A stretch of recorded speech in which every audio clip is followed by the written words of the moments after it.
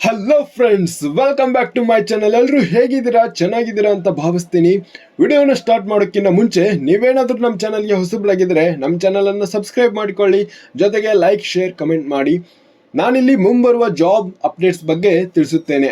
ಹಾಗಾದರೆ ಈ ಜಾಬ್ ಬಗ್ಗೆ ನೋಡಿ. ಹಲೋ ಫ್ರೆಂಡ್ಸ್, ಇಂಡಿಯನ್ ನೇವಿಯಿಂದ INCT ಅಂದರೆ Indian navy civilian entrance test, Indian ನೇವಿಯಿಂದ ಒಂದು ಅಪ್ಲಿಕೇಶನ್ ಬಿಟ್ಟಿದ್ದಾರೆ. ಇಲ್ಲಿ ಪೋಸ್ಟ್ ಸ್ಟಾರ್ಟಿಂಗ್ ಡೇಟ್ ನೋಡಬೇಕಾದ್ರೆ ಅಂದರೆ ನಿನ್ನೆ 16/7/2024, ಟೋಟಲ್ ವೇಕೆನ್ಸಿ ಇರೋದು 741. ಇಲ್ಲಿ ಏನು ಬ್ರೀಫ್ಲಿ ಇನ್ಫಾರ್ಮೇಷನ್ ಕೊಟ್ಟಿದ್ದಾರೆ ಅಂದರೆ, Indian navy has published notification for conducting the Indian navy civilian entrance test.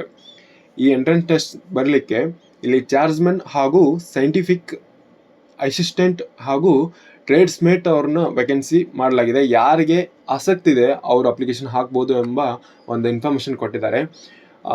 ಜಾಬ್ನ ಕ್ಯಾಂಡಿಡೇಟ್ಸ್ಗೆ ಇರುವಂಥ ಫೀಸ್ ನೋಡಬೇಕಾದ್ರೆ 295 ಅಂದರೆ 295 ರೂಪಾಯಿಗಳು ಇಟ್ಟಿದ್ದಾರೆ. ಇನ್ನು SC ST PWC ex service men and women ಅವ್ರಿಗೆ ಯಾವುದೇ ರೀತಿ ಫೀ ಇರುವುದಿಲ್ಲ.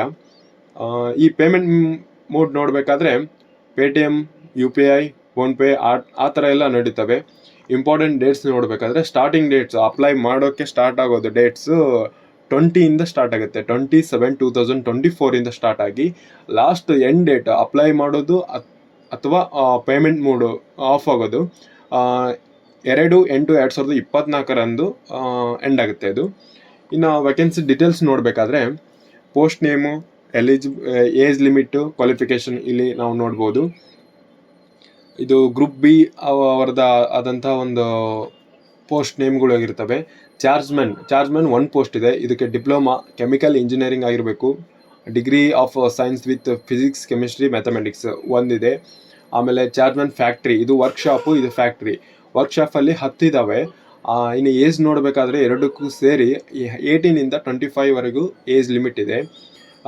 ಫ್ಯಾಕ್ಟ್ರಿಯಲ್ಲಿ ಕೆಲಸ ಮಾಡಬೇಕಾದ್ರೆ ಎಲೆಕ್ಟ್ರಾನಿಕ್ಸ್, ಮೆಕ್ಯಾನಿಕಲ್, ಕಂಪ್ಯೂಟರ್ ಇಂಜಿನಿಯರಿಂಗ್ ಅಂದರೆ ಡಿಪ್ಲೊಮಾದಲ್ಲಿ ಈ ಥರ ಮಾಡಿದವರು ಫ್ಯಾಕ್ಟ್ರಿಯಲ್ಲಿ ಜಾಬ್ ಮಾಡ್ಬೋದು.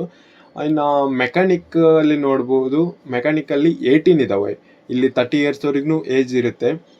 ಇದರಲ್ಲಿ ಎಲೆಕ್ಟ್ರಾನಿಕ್ಸ್, ಮೆಕ್ಯಾನಿಕಲ್, ಪ್ರೊಡಕ್ಷನ್ ಇಂಜಿನಿಯರಿಂಗ್ ಇದರಲ್ಲಿ ಸೇಮ್ ಕೂಡ. ಇನ್ನು ಸೈಂಟಿಫಿಕ್ ಅಸಿಸ್ಟೆಂಟಲ್ಲಿ BSc ಆಗಿರಬೇಕು.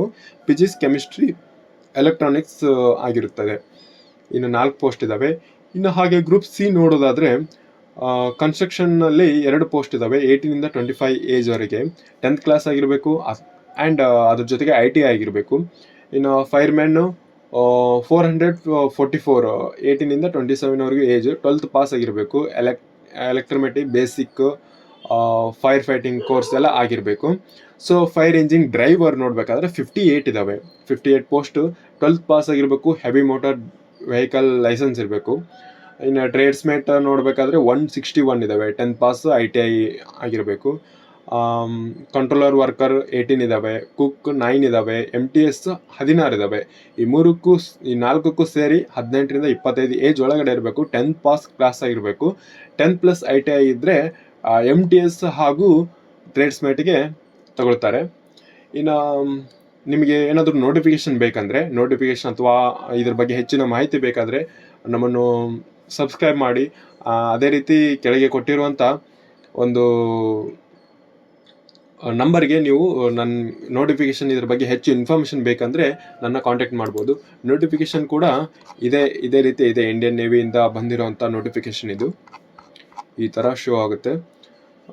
ಸೊ ಇದೇ ರೀತಿ ಹೆಚ್ಚಿನ ವಿಡಿಯೋಗಳಿಗಾಗಿ ನಮ್ಮ ಚಾನಲ್ನ ಸಬ್ಸ್ಕ್ರೈಬ್ ಮಾಡಿಕೊಳ್ಳಿ. ವೀಕ್ಷಿಸಿದ್ದಕ್ಕಾಗಿ ಥ್ಯಾಂಕ್ ಯು, ಧನ್ಯವಾದ.